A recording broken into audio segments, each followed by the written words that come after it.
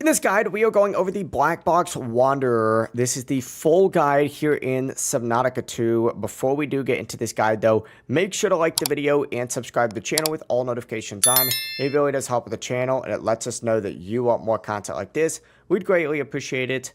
And if at any point throughout this guide you did have any questions, ask them down in the comment section below, and we can help you out further. I'm going to be doing my best to reply to every single comment down there. Now, before doing this, you're going to need the sonic resonator, so go ahead and get that first. We have a full video breaking that down. I recommend checking that out. But of course, once you do have it, what you need to do is make your way to the life pod again, because that's what we're using as an example. And go southwest from the life pod itself toward the Blackbox Wanderer location.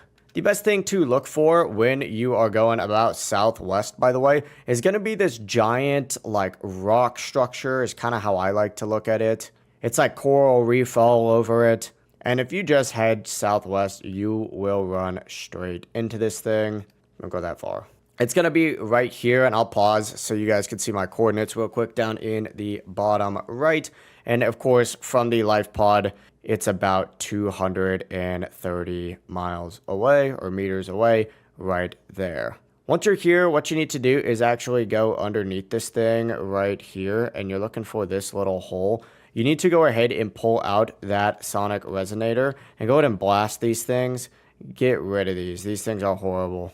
But go in here, and what you're looking for is these little flower things. Blow these things up. We don't like them. And there's going to be a few of them kind of scattered around this area. You need to go ahead and take out all of them.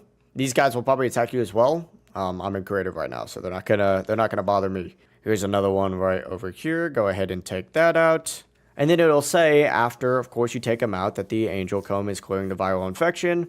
From here, if you continue swimming up a little bit, you are going to see that the paths have kind of opened up a little bit more.